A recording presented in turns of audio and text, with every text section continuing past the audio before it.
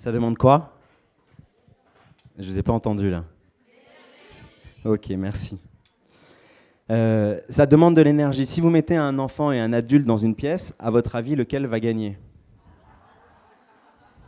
Celui qui a le plus d'énergie. Et si vous avez envie de transmettre quelque chose à un enfant, il vous faut de l'énergie.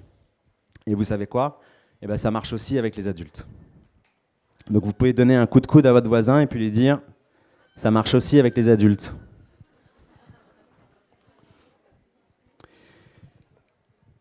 Est-ce que vous savez pourquoi est-ce que c'est puissant de poser des questions?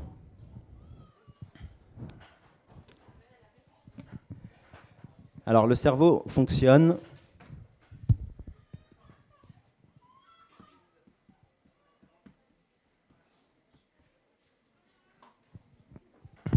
par...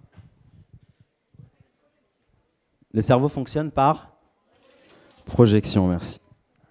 Et la deuxième étape,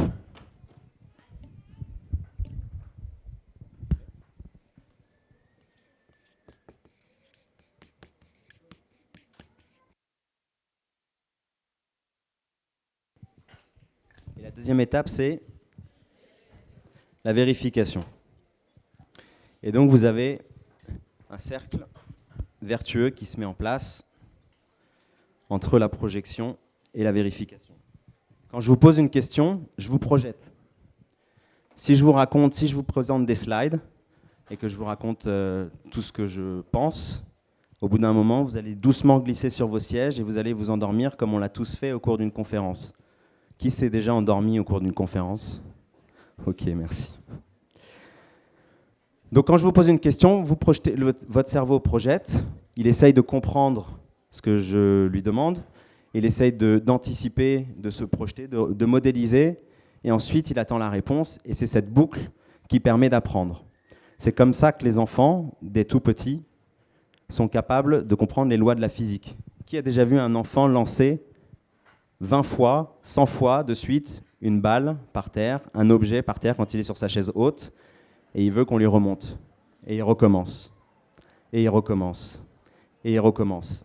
En fait, sans le savoir, inconsciemment, son cerveau est en train de projeter les lois de la physique, et tant qu'il n'a pas compris comment est-ce que ça fonctionnait, c'est-à-dire que quand il n'est pas encore capable d'analyser toutes les causes, tous les paramètres qui font que ça devrait rebondir de telle ou telle façon, il continue de le lancer. Et quand il n'apprend plus rien, il arrête de le lancer. Est-ce que quelqu'un a déjà rencontré cette situation? Quand un enfant commence à dire non, est-ce qu'il le dit une fois ou deux et il s'arrête? Ou en général, c'est parti pour quelques semaines, voire quelques mois? Et peut-être des années, mais ça dépend peut-être de la façon dont on l'approche après.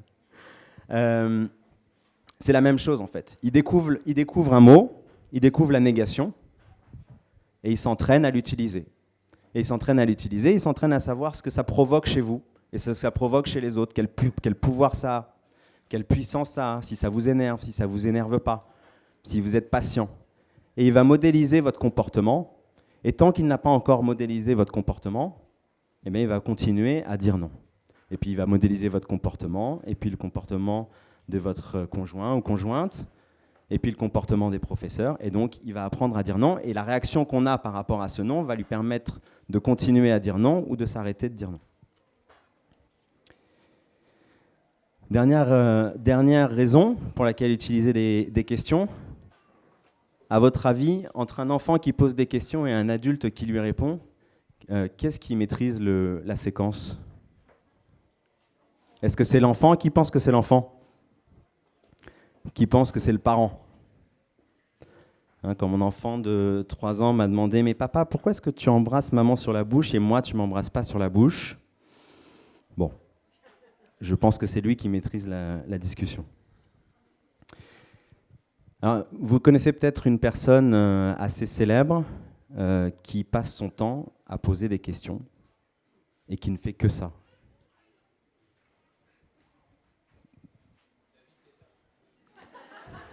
Je ne sais pas. Je lui demanderai. Oui, non? Quelqu'un a une idée? Maître Yoda, c'est une excellente question, c'est une excellente réponse. Alors, c'est pas à lui que je pensais. Alors, les gens qu'on interroge, pourvu qu'on les interroge bien, trouvent d'eux-mêmes les bonnes réponses. Socrate. Et donc, un de ses projets, c'était d'avoir une école qui ne soit fondée que sur les questions. Vous pouvez élever un enfant uniquement sur des questions. Et vous pouvez dialoguer uniquement sur des questions. Et cette conférence pourrait n'être qu'une suite de questions. Est-ce que ça vous va si je continue avec des questions ?